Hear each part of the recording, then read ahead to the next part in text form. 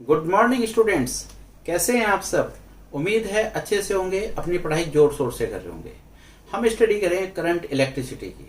Current electricity में अभी तक हमने ड्रिफ्ट वेलोसिटी तक स्टडी किया हुआ है, जो कि सीबीएसई के लिए और अदर कंपटीशन एग्जाम के लिए बहुत इंपॉर्टेंट है। उसकी स्टडी करने के लिए आप अपना आई बटन क्लिक कर सकते हैं। आज हम स्टडी करेंगे ओम्स लॉ की। ओम्स लॉ के बाद हम स्टडी करेंगे resistance, conductance, resistivity, specific resistance. तो शुरू करते हैं ओम्स लॉ।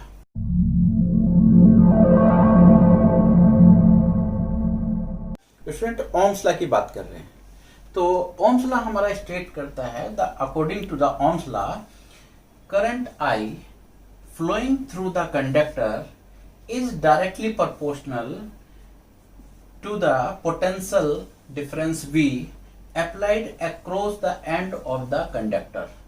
तो ये हमें बहुत अच्छे से समझ लेना है। Physical condition of the conductor kept constant, ये भी हमें ध्यान रखनी है। अगर हम थ्योरी को बात करें और मैथमेटिकल रिप्रेजेंट करते हैं तो ये होगा कि V is directly proportional to I। ये एक हमारा प्रोपोर्शनल है और इस प्रोपोर्शनल को रिमूव करते हैं तो वहां पर हटा करके इसकी जगह कांस्टेंट लगा लिया, तो R हमारा एक प्रोपोर्शनल कांस्टेंट है।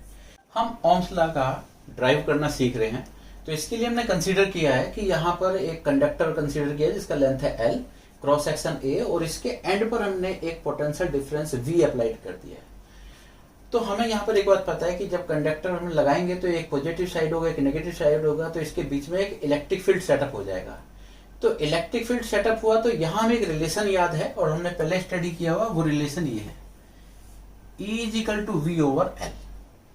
अब हमें पता है कि इलेक्ट्रिक फील्ड में अगर कोई भी चार्ज रखा हो तो उसके ऊपर एक फोर्स लगता है और वो मूव करना शुरू कर देता है। तो यहाँ पे हमारा चार्ज है, ये मूव करना शुरू कर देगा पॉजिटिव साइड में।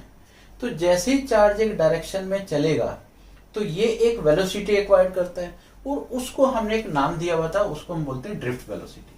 तो ड्रिफ्ट वेलोसिटी का ये रिलेशन है, ये भी हम स्टडी कर चुके हैं। अब जब करंट एक डायरेक्शन में चलता है, चार्ज हमारा एक डायरेक्शन में चलेगा तो वो करंट बनाएगा। उस करंट के लिए हमने एक्सप्रेशन पढ़ा हुआ था कि ये एक्सप्रेशन है I इक्वल टू NEAVD। अब हमने देखा कि यहाँ जो हमने स्टडी किया इसको हम पुट आउट कर लेंगे, तो इसको पुट करना शुरू करेंगे। तो VD को हमने इसके अंदर में डाला, तो VD की वैल्यू हमने यहाँ देखिए इसकी डाल दी। फिर हमने देखा यहाँ पर जो E आ गया तो हमने E की वैल्यू डाल दी है, तो E की वैल्यू डाल दिया। अब मेरे यहाँ पर जो है I भी है और V भी है। मैंने अभी जो फार्मूला लिख रहा था उसमें स्टडी कर रहे थे कि V ओवर I, तो हम यहाँ पे V ओवर I बनाने की कोशिश करेंगे। तो हमने क्या करा, V ओवर I बनाने की कोशिश करिए।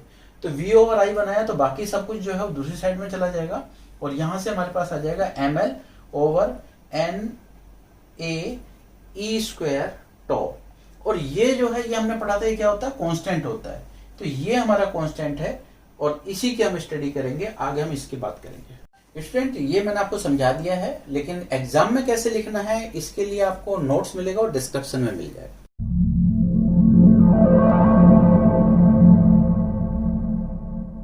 इलेक्ट्रिकल रेजिस्टेंस को हम कैपिटल R से रिप्रेजेंट करते हैं। जैसा कि हम बात कर रहे थे, कांस्टेंट होता है, किसी भी मटेरियल के लिए कांस्टेंट होगा। It is the obstruction posed by the conductor to the flow of electric current through it. जो हमारा रेजिस्टेंस है ये हमारा डिपेंड करता है लेंथ के ऊपर, शेप के ऊपर, नेचर के ऊपर, टेम्परेचर के ऊपर। इसका ऐसा यूनिट क्या होगा, इसका ऐसा यूनिट हम ओम्स को, जो हमारे साइंटिस्ट हैं उन्हीं के नाम से हमने लिया हुआ है, तो इसको हम ओम ऐसे लिखते हैं और उसका रिप्रेजेंटेशन के लिए सिंपल ये बनाते हैं। थोड़ा सा इसके ऊपर बात कर लेते हैं कि 1 ओम रेजिस्टेंस कब होगा, कैसे होगा। तो हमें कहते हैं कि जब 1 एम्पियर करंट फ्लो होती हो और हम 1 वोल्ट का पोटेंशियल डिफरेंस अप्लाई करें तो जो रेजिस्टेंस है that is 1 ohm. Dimensional formula of resistance की बात करते हैं तो जैसे हम इसका फार्मूला लिखेंगे R is equal to V जो है अप्लाइड वोल्टेज है, पोटेंशियल डिफरेंस जो हम लगाते हैं, पोटेंशियल डिफरेंस की हमने एक डेफिनेशन पढ़ी है, work done per unit charge, वहीं से हमने इस फार्मूले को लिखा है। तो हमने इसका वर्क डन का फार्मूला लिखा है, चार्ज का लिखा है और एम्पियर का भी लिख लिया है। हमने कैलकुलेट किया और कैलकुलेट करने से हमारे को जो डायमेंशनल फार्मूला मिला है फाइनली वो है ML2T-3A-2। Resistance of a conductor depends upon, तो हम देखते हैं कि जो रेजिस्टेंस है वो किस किस चीज के ऊपर डिपेंड करता है। तो देखते हैं नंबर 1 हमारा लेंथ के, तो लेंथ के डायरेक्टली प्रोपोर्शनल होता है, एरिया ऑफ क्रॉस सेक्शन का इनवर्सली प्रोपोर्शनल होता है और नेचर ऑफ मटेरियल N का इनवर्सली प्रोपोर्शनल होता है और टेम्परेचर का डायरेक्टली प्रोपोर्शनल होता है। कैसे होता है डिटेल में हम इनकी स्टडी करते हैं। हम बात कर रहे हैं कि रेजिस्टेंस हमारा डिपेंड कैसे कैसे करता है। तो हमने यहाँ पर इसको देखने के लिए, समझने के लिए एक एज्यूम किया है कि हमारे पास एक स्लैब है जिसका लेंथ L है, एरिया ऑफ क्रॉस सेक्शन आपका A है, और इसमें से हम I करंट फ्लो कराना चाहते हैं। I करंट फ्लो कराना चाहते हैं तो उसके लिए हमने V वोल्टेज लगाया है। तो according to the Ohm's law हमें पता है V is equal to IR, क्योंकि हमारा अप्लाइड वोल्टेज V और इसका रेजिस्टेंस R और करंट इसके अंदर फ्लो हो गया आपका। हमने क्या करा, इसी जैसे स्लैब को एक और इसके सामने लगा दिया। इसका मतलब है कि पहले मेरा लेंथ था L और अभी एक और लेंथ लगा दिया तो ये हमारे पास आ गया 2L। अब एक स्लैब के अंदर मेरे को I करंट फ्लो कराने के लिए V वोल्ट लगाना होता है, तो दूसरे स्लैब के अंदर भी फ्लो कराने के लिए मुझे V वोल्ट लगाना पड़ेगा। इसलिए मेरे को यहाँ पर टोटल कितना यूज करना पड़ेगा, करंट तो मुझे I फ्लो कराना है, तो यहां से I करंट फ्लो कराने के लिए मेरे को 2V यूज करना पड़ेगा। अब हम देखते हैं कि रेजिस्टेंस कैसे होगा। तो रेजिस्टेंस हमारे पास हो गया, रेजिस्टेंस का फार्मूला होता है वोल्टेज अपॉन करंट। तो वोल्टेज कितना अप्लाई किया आपने 2V, करंट कितना आप ये फ्लो करा रहे हैं I। तो आप ये देखिए कि V ओवर I को तो आप इनिशियली क्या जानते हैं, V ओवर I को तो इनिशियली आप जानते थे कि रेजिस्टेंस। तो रेजिस्टेंस कैसा हो गया आपका, डबल हो गया। इसका मतलब है कि आपने लेंथ को डबल किया तो रेजिस्टेंस भी आपका डबल हो गया। तो आपको यहां समझ में आ गया है कि resistance directly proportional to length क्यों हुआ। दूसरा कॉन्सेप्ट हम समझने की कोशिश करते हैं। Slab is same, area cross section हमारे पास जो है अभी हमारे पास हाफ है, जितना पहले था उसका हमने हाफ रखा हुआ है, और लेंथ हमारे पास है L। तो एक ग्रीन कलर का स्लैब दिखाया, एक रेड कलर का स्लैब दिखाया है, दोनों का लेंथ L है, area of cross section A/2 है। दोनों हमने इस तरीके से रखे हैं और करंट फ्लो कराना चाहते हैं हम इसमें से I करंट फ्लो कराना चाहते हैं। तो टोटल जो क्रॉस सेक्शन है वो तो हमारे पास A ही है, तो हमें इसमें करंट I फ्लो कराने के लिए जो वोल्टेज लगाया वो लगाया हमने V। तो V करंट लगाने से अब देखते हैं कि रेजिस्टेंस कैसे हो गया। तो रेजिस्टेंस में देखिए, रेजिस्टेंस में हमने अप्लाइड वोल्टेज और करंट, तो करंट कितना फ्लो हो रहा होगा, दो स्लैब है तो आधा करंट ग्रीन वाले से जा रहा होगा और आधा करंट जो है आपका रेड वाले से, यानी कि हाफ हाफ डिवाइड हो गया होगा। तो हाफ हाफ होने से हमारे पास देखेंगे हमारे पास रेजिस्टेंस क्या हो गया, रेजिस्टेंस फिर डबल हो गया। लेकिन इस बार आप देखो कि एरिया क्या हुआ था, एरिया हाफ हुआ था। तो हम यहाँ देख पा रहे हैं कि एरिया कम होने से भी रेजिस्टेंस आपका बढ़ रहा है। इसका मतलब है कि रेजिस्टेंस एरिया के इनवर्सली प्रोपोर्शनल होगा। अभी हमने एक फार्मूला स्टडी किया था जिसमें हम निकाल पा रहे थे कि रेजिस्टेंस के लिए क्या फार्मूला है। तो रेजिस्टेंस के लिए बेसिकली हमारे को ये फार्मूला मिला हुआ था और ये हमने पढ़ा था V ओवर I, ये हम स्टडी करके आए हैं। M क्या होता है ये भी हमें पता है। L और A के ऊपर अभी अभी हमने डिस्कस किया है, ये रिलेशन हमें मिल जाएगा। दूसरा बात करते हैं N का क्या होगा। N जो है ये डेंसिटी होती है जो हमारे चार्ज पार्टिकल है उसकी, यानी कि ये आपका नेचर को डिसाइड करता है। तो रेजिस्टेंस जो है वो आपका इनवर्सली प्रोपोर्शनल होता है N के। अब ये N क्या चेंज हो सकता है या कांस्टेंट होता है, तो हमें ये देखना है कि N चेंज हो सकता है कि नहीं हो सकता। अगर हम प्रेशर चेंज करें तो डेंसिटी चेंज हो सकती है। अकॉर्डिंग टू ओम्स लॉ हमारा जो है फिजिकल कंडीशन कांस्टेंट रहनी चाहिए। जब हम ओम्स लॉ की बात करते हैं तो उस कंडीशन में ये हमारा कांस्टेंट होगा। लेकिन जब हम कह रहे हैं कि डेंसिटी चेंज कर दी है तो डेंसिटी चेंज करेंगे तो क्या होगा, रेजिस्टेंस हमारा इनवर्सली प्रोपोर्शनल होगा। अब हम बात करते हैं यहाँ पर इसकी, ये क्या चीज है, ये है टॉ। टॉ क्या है, ये है रिलैक्सेशन टाइम। तो रिलैक्सेशन टाइम क्या होता है, रिलैक्सेशन टाइम होता है एक कोलिजन से दूसरे कोलिजन के बीच का टाइम। लेकिन अगर मैं टेम्परेचर बढ़ाता हूं, मेरा वर्ड ध्यान से सुनिएगा, अगर मैं टेम्परेचर बढ़ाता हूं क्योंकि मैं उसका वैलेंस कर रहा हूं जो मेरे से कहा गया था, तो मैं कांस्टेंट नहीं कर रहा। तो ये कांस्टेंट है तो वो हमें समझ में आता है। लेकिन जब हमें टेम्परेचर चेंज कर ही दिया तो हमसे पूछेगा अगर मैं टेम्परेचर चेंज कर दूं तो क्या होगा, तो हम उसी की बात कर रहे हैं। तो अगर मैं टेम्परेचर चेंज करता हूं तो मटेरियल के अंदर जो हमारे पास चार्ज पार्टिकल है उसकी स्पीड ज्यादा हो जाएगी, वो भागने लगेगा तेज तेज। तो स्ट्राइक करने का जो टाइम है ना, रिलैक्सेशन टाइम है, दैट इज रिड्यूस। अगर रिलैक्सेशन टाइम हमारा रिड्यूस होगा तो रेजिस्टेंस हमारा इंक्रीज होगा।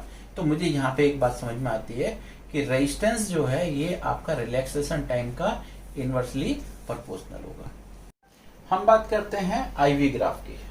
ये हमें कब जरूरत पड़ती है? जब हम ओम्स लॉ का प्रैक्टिकल करते हैं तो वहां पर हमें इस तरह की जरूरत पड़ती है। करते क्या है, हम एक वहां पर कंडक्टर लगाते हैं और उसके ऊपर वोल्टेज अप्लाई करते हैं और फिर हम देखते हैं कि उससे कितना करंट फ्लो हो रहा है। तो एक एग्जांपल मैंने आपका लिया है कि हम यहाँ से 1 volt, 2 volt, 3 volt, 4 volt apply कर रहे हैं और करंट जो हमारे पास है दैट इज 1, 2, 3 एम्पियर में हमारे पास है। अगर मैं इसका ग्राफ रिप्रेजेंट करूं तो ग्राफ हमारे पास कुछ इस तरीके से रहेगा 1, 2, 3। तो आप देखिए इसका लीनियर ग्राफ होगा, जब भी हमें पता चलता है कि डायरेक्टली प्रोपोर्शनल है, ये हमें समझ में आता है। अब हम बात करते हैं कि इससे हमारा जो रेजिस्टेंस कैसे निकलेगा। तो रेजिस्टेंस निकालने के लिए हम क्या करते हैं, यहां से इसका ये एक वोल्टेज आप ले लीजिए, यहां से यहां तक का जो वोल्टेज है ये V होगा और ये आपके पास में I होगा।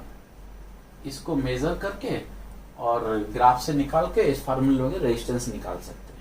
अब हमारे पास क्वेश्चन कैसा आता है, क्वेश्चन कुछ इस तरीके का आ जाता है, जैसे यहाँ पर एक ग्राफ दिखाया और 2 इसके अंदर में आपको दिए हैं कि अलग अलग मटेरियल के ग्राफ दिए हुए, आपको बताना है कि रेजिस्टेंस किसका ज्यादा है। तो स्टूडेंट इसको देखने के 2 तरीके हैं। एक तरीका तो ये है कि आप यहाँ से एक सीधी लाइन ड्रॉ कर दीजिए, तो इससे हमें क्या पता चलेगा, एक फिक्स वोल्टेज है लेकिन करंट आपका अलग अलग है। तो इसी ग्राफ में देखते हैं, तो यहाँ जो हमारे पास है, अगर मैं B की बात करूं इस B के लिए, तो RB की बात करें तो यहाँ हमारा देखेंगे V और ये हो गया I1। तो ये करंट हमारे पास I1 है। और RA की बात करें तो आप देखिए यहाँ पर V है और यहाँ पे करंट हमारे पास है V अपॉन I2। अब यहाँ आप देखिए कि जो हमारे पास जो I2 की वैल्यू है, I2 की वैल्यू आप देखेंगे कि ये ग्रेटर है, I1 आपका स्मॉल है। तो आप देखिए कि ऊपर का वैल्यू आपका सेम है, अब नीचे का वैल्यू अगर बढ़ेगा तो रेजिस्टेंस कम हो जाएगा। तो नेचुरल है कि आप यहाँ देखेंगे और इसमें बता पाएंगे कि इस कंडीशन में आपका रेजिस्टेंस कैसा हो जाएगा, कम हो जाएगा। तो ये हो गया RA का वैल्यू कैसा होगा, दैट इज लेस देन होगी RB से। एक तरीका तो ये है स्टूडेंट। दूसरा क्या है कि हम यहाँ से एंगल देखें, तो एंगल देखकर भी हम इसको कैलकुलेट कर सकते हैं।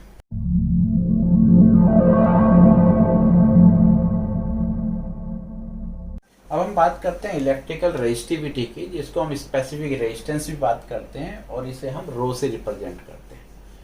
अभी हमने 2 बातें पढ़ी थी। नंबर 1, रेजिस्टेंस लेंथ के डायरेक्टली प्रोपोर्शनल होता है और number 2, area of cross section के इनवर्सली प्रोपोर्शनल होता है। इक्वेशन 1 और इक्वेशन 2 को अगर हम इक्वेट करें तो हमारी इक्वेशन कुछ इस तरह की बन जाती है। तो ये जो हमने डायरेक्टली प्रोपोर्शनल लगाया, ये डायरेक्टली प्रोपोर्शनल हटा के जो हमने ये लगाया है, यही हमारा स्पेसिफिक रेजिस्टेंस है। तो हम यहाँ पर देखते हैं कि अगर मैं यूनिट लेंथ ले लूं और unit area of cross section ले लें, तो इसका मतलब है कि जो हमारा मटेरियल का रेजिस्टेंस है वही आपका स्पेसिफिक रेजिस्टेंस हो जाएगा। फिर डेफिनेशन क्या हो जाएगी, तो डेफिनेशन देख लेते हैं। The resistance of unit length with unit area of cross section of the material of conductor, ये हमारी डेफिनेशन है। बात करते हैं एसआई यूनिट की। एसआई यूनिट क्या बनेगी, ओम मीटर। इसको ओम मीटर को ऐसे रिप्रेजेंट करेंगे। डायमेंशन फार्मूला कैसे लिखा जाएगा, डायमेंशन फार्मूले के लिए हमने इसको निकाला rho is equal to A R over L. तो जो रेजिस्टेंस है इसका डायमेंशन फार्मूला ऑलरेडी हम निकाल चुके हैं, वो हमने लगा लिया है। ये आपका एरिया ऑफ क्रॉस सेक्शन है, इसका हमने लगा लिया है। ये हमारा लेंथ है, इसको लगा लिया। तो हमें कैलकुलेट करके मिल गया ML3 T-3 A-2। हम देख रहे हैं factor affecting the electrical resistivity. तो इलेक्ट्रिकल रेजिस्टिविटी डिपेंड कैसे करेगी, उसको स्टडी करने के लिए हमने 2 बातें समझी हैं। एक ये R is equal to V over I, ये हम जानते हैं। इसका हमने एक्सप्रेशन पढ़ा है ML upon NE square tau A। एक तो इक्वेशन ये है और दूसरा अभी इक्वेशन निकाला R is equal to rho A over L, ये इक्वेशन 2 है। इक्वेशन 1 और 2 को हम क्या करते हैं, कंपेयर कर लेते हैं। तो कंपेयर करने में क्या होगा कि आप देखिए कि यहाँ पर जो है आपका AL लगा हुआ है, तो आप देख रहे हैं ये भी AL लगा हुआ है। अब AL के साथ में आप देख रहे हैं कि यहाँ पर आपका ये जो है रो लगा हुआ है। तो यहाँ पर ये जो वैल्यू होगी ये क्या होगी, ये रो की वैल्यू होगी। तो rho is equal to M over N E square tau, ये हमें मिल गया। तो हम यहाँ देख रहे हैं कि M और E, M जो है मास है और E जो है ये आपके पास चार्ज है। ये दोनों चेंज नहीं होने वाले, ये कांस्टेंट रहेंगे। तो अब हम देख रहे हैं कि ये और क्या होगा, ये N है, ये जो है नंबर ऑफ डेंसिटी है, ये आपका डिसाइड करता है, नेचर होती है, ये मटेरियल की नेचर है। तो जो हमारा इलेक्ट्रिकल रेजिस्टिविटी है ये एन के इनवर्सली प्रोपोर्शनल होगा। दूसरा हम देख पा रहे हैं कि जो हमारा इलेक्ट्रिकल रेजिस्टिविटी है दैट इज जो रिलैक्सेशन टाइम है उसका भी इनवर्सली प्रोपोर्शनल होगा।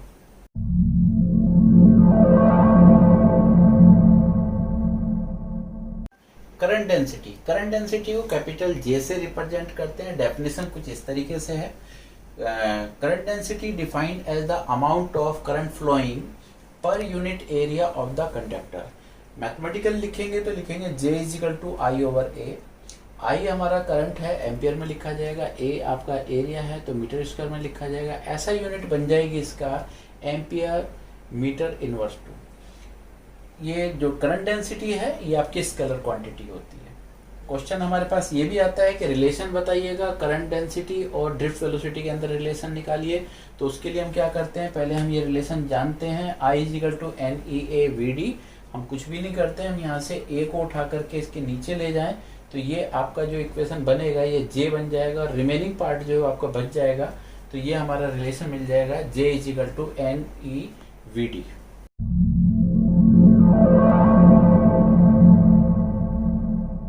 कंडक्टेंस को कैपिटल G से रिप्रेजेंट करते हैं और this is the reciprocal of the resistance.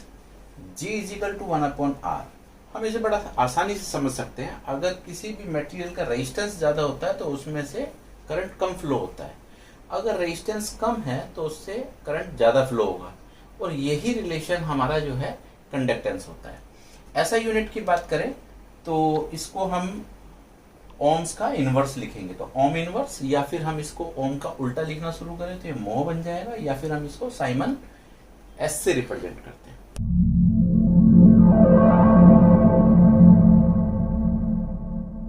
Electrical conductivity को हम सिग्मा से रिप्रेजेंट करते हैं और ये रेसिप्रोकल होता है रेजिस्टिविटी का। रेजिस्टिविटी को हम रो से रिप्रेजेंट करते हैं।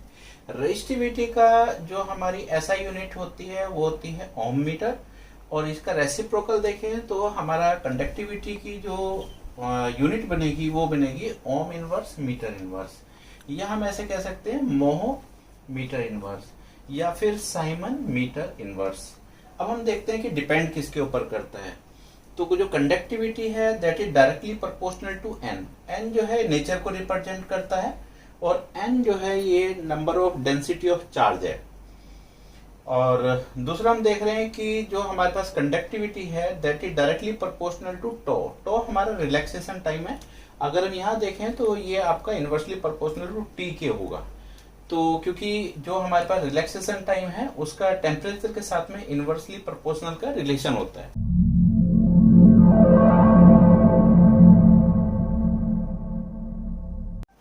Microscopic form of the Ohm's law. Microscopic form of the Ohm's law को स्टडी करने के लिए हमने यहाँ पे एज्यूम किया है कि हमारे पास एक कंडक्टर है जिसका लेंथ L है और इसके एंड पर हमने एक वोल्टेज लगाया हुआ है, बैटरी लगाई हुई है V वोल्ट की। तो हमें ये पता है कि इसके अंदर एक करंट फ्लो होगा और करंट फ्लो होगा तो इसके अंदर एक रूल फॉलो होगा जिसको बेसिकली सिंपल हम बोलते हैं ओम्स लॉ। तो ये हम ओम्स लॉ की बात कर सकते हैं, ये हमारा Ohm's law V equal to IR है। अब हम ये देखते हैं कि जब हम यहाँ पर पॉजिटिव साइड बना देंगे और उसको नेगेटिव साइड बना देंगे तो यहाँ पर एक इलेक्ट्रिक फील्ड होगा। तो हमें ये भी पता है कि इलेक्ट्रिक फील्ड वोल्टेज और इस डिस्टेंस के बीच में एक रिलेशन होता है, वो रिलेशन होता है E is equal to V over N। यहाँ से हम देख रहे हैं कि V is equal to EL निकाल सकते हैं। तो हमने क्या करा कि V की वैल्यू को EL में कन्वर्ट कर दिया। एक और बात हमें पता है कि ये रिलेशन भी हम जानते हैं, R is equal to rho L over A। तो R की जगह पर हमने रो L ओवर A लगा दिया। तो हम यहाँ से क्या करेंगे, L से L को कट कर देते हैं। तो L से L को कट करने के बाद देखिए I ओवर A एंड रो आपके पास आ गया। तो I ओवर A ये क्या चीज है, इसको हम करंट डेंसिटी जानते हैं। तो करंट डेंसिटी को J से रिप्रेजेंट करते हैं, हमने J से कन्वर्ट कर दिया। हमने क्या करा, J is equal to calculate करने की कोशिश करी। तो ये जो आपके पास में रो है ये 1/रो हो जाएगा और 1/रो को ऑलरेडी आप जानते हैं ये आपका सिग्मा होता है। तो ये फॉर्म हमारे पास आ गई J is equal to rho E। अब देखिए ये है क्या चीज, ये हमारे पास जो इलेक्ट्रिक फील्ड है ये एक वेक्टर क्वांटिटी होती है, ये एक स्केलर क्वांटिटी होती है। वेक्टर क्वांटिटी को स्केलर क्वांटिटी से अगर मल्टीप्लाई करते हैं तो जो हमें मिलता है वो भी आपका वेक्टर क्वांटिटी होता है। तो ये जो फॉर्म आप देख रहे हैं इसको macroscopic form of the Ohm's law कहते हैं, vector form of the Ohm's law कहते हैं, और relation between J, sigma and EV बोलते हैं। इसको मैक्रोस्कोपिक फॉर्म बोलते हैं। ये आपका मैक्रोस्कोपिक है, ये माइक्रो और ये मैक्रो।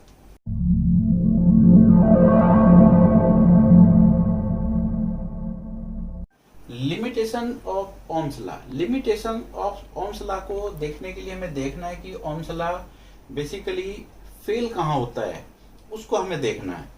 कहने का मतलब ये है कि ओम्स लॉ में जो हमने स्टडी किया है वो पढ़ा है हमने, V/I का जो वैल्यू होता है वो एक कांस्टेंट होता है। ठीक है, अब हम यहाँ देख रहे हैं हमारे पास क्या है। इस ग्राफ को हम ध्यान से देखें तो ये नॉन लीनियर है। अगर ये लीनियर होता तो ओम्स लॉ को फॉलो कर रहा होता है। अब ये लीनियर है नहीं, इसका मतलब है नॉन लीनियर है।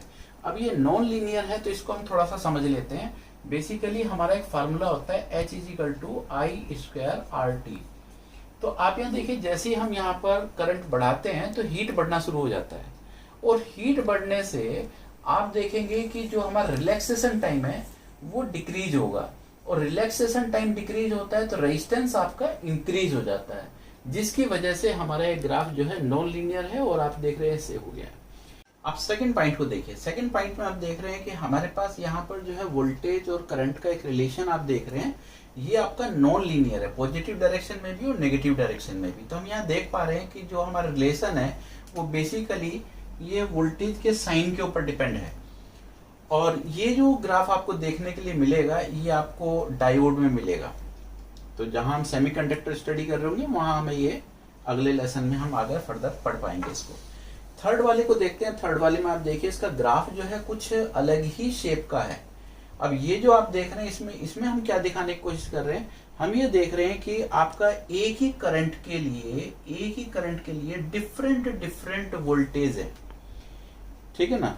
तो यहाँ जो है ये भी नॉन लीनियर है, और ये ग्राफ हमें कहाँ मिलेगा, ये ग्राफ हमें बेसिकली मिलेगा आपका एलईडी के अंदर। एक बात और हम यहाँ पे समझ लेते हैं कि रेजिस्टेंस जो है पॉजिटिव भी होता है और नेगेटिव भी होता है। देखिए इस सेक्शन में जो आपका रेजिस्टेंस होगा दैट इज पॉजिटिव, और यहाँ से यहाँ का जो रेजिस्टेंस होगा वो नेगेटिव होगा।